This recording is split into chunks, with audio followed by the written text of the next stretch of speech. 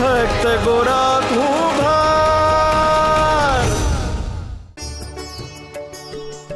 હા બા, અમે લોકો તમને લેવા આવ્યા છે।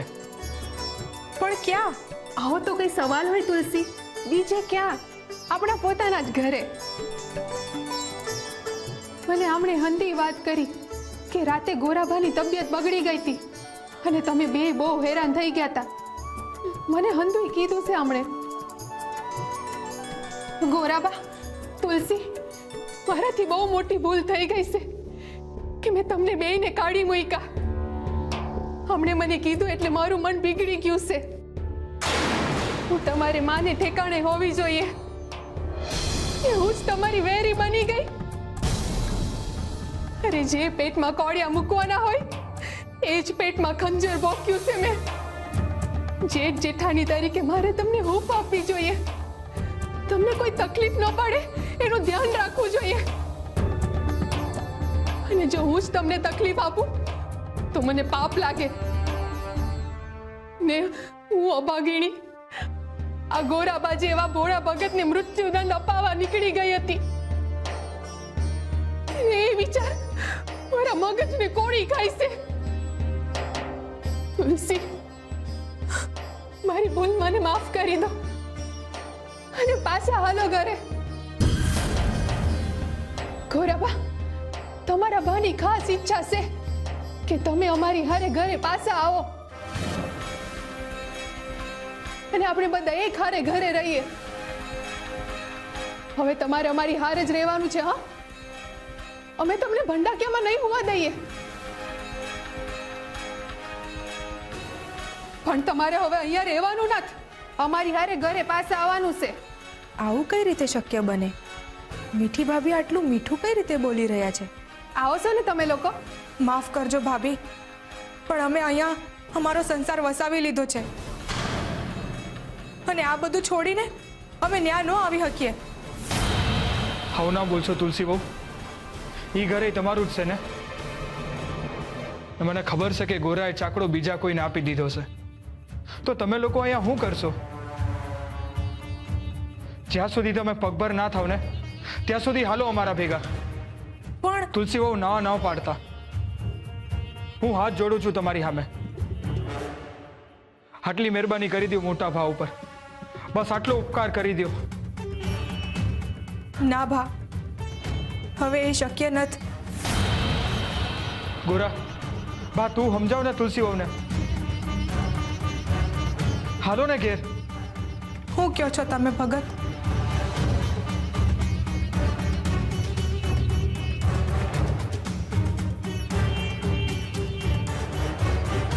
સારું, અમે આવીએ છીએ। બરાબર ને ભગત? હા, જેવી હરિની ઈચ્છા।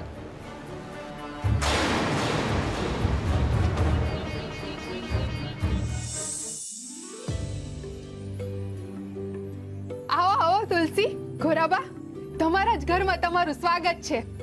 ગમે તે હોય ભા, ધરતીનો છેડો ઘર, અહીંયા આવતા તમને ટાઢક વળશે। જો આ તમારું ઘર હંધુય બદલી નાખ્યું છે। એક નજર કરીને જુઓ તો ખરા ઘરને। ગોરાબા, તુલસી, હવે આ તમારા બંનેની ઓરડી છે। હવે તમારે કઈ ચિંતા કરવાની જરૂર નથી। ગમે ઈ થાય, હું પૂરેપૂરી બાહેધરી આપું છું કે આપણે હંધાઈ હારે રહીશું।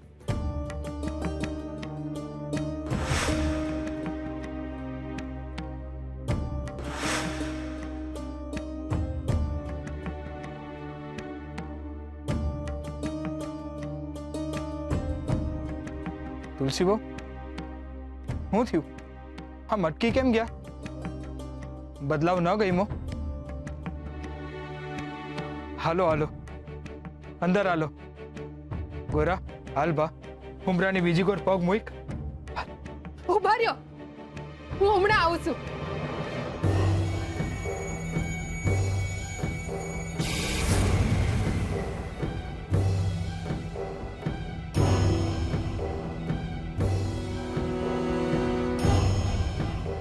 આ શું છે મીઠી ભાભી? એમ સમજી લ્યો કે તમારો નવો ગૃહ પ્રવેશ થઈ રહ્યો છે, બરાબર ને? હા હા, કેમ નહીં?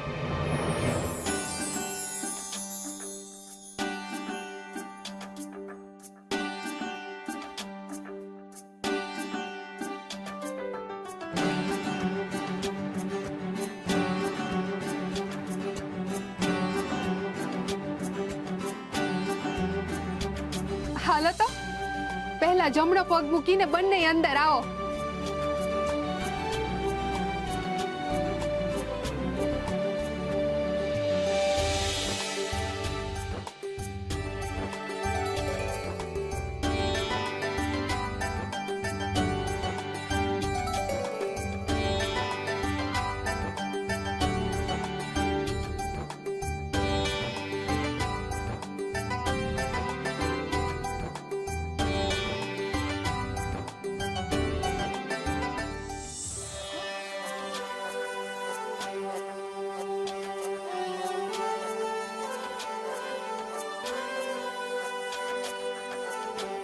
ના ભા, હા તો આનંદની ઘડી છે.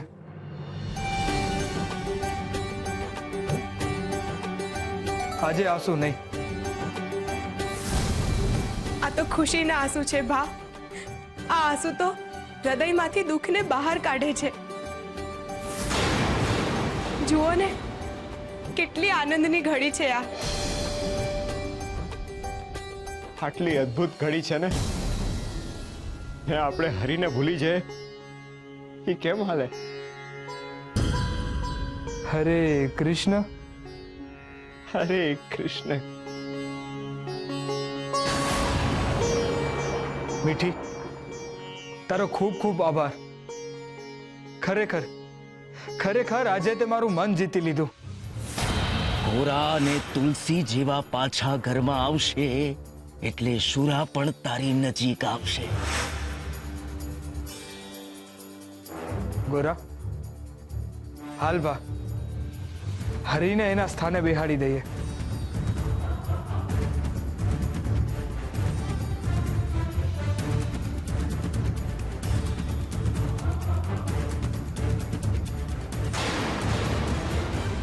આ પૂજારી બાપા છે હોશિયારો. એમની વાત એકદમ સાચી પડી. મારા વરને વશમાં કરવાનો એમનો આવું પાય તો ખરેખર રામબાણ નીકળ્યો. હંધુ એમના લીધે જ થયું છે. મારે એમને જઈને આ ખુશ ખબર આપવી જોઈએ.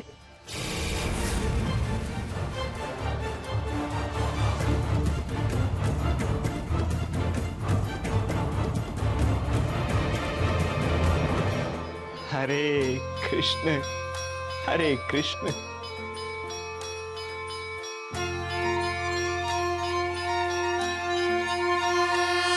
હે આરતી ઉતારીએ વાલા ગિરધરનાથની.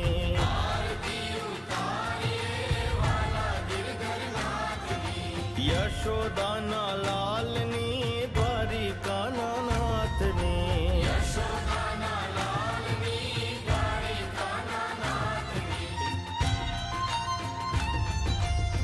તમને જમાડીએ ઘી માખણની વાનગી. તમને જમાડીએ ઘી માખણની વાનગી. થાળ પકવાન ને તાંબુલ ધરાવી. થાળ પકવાન ને તાંબુલ ધરાવી. યશોદાના લાલની દ્વારિકાના નાથની.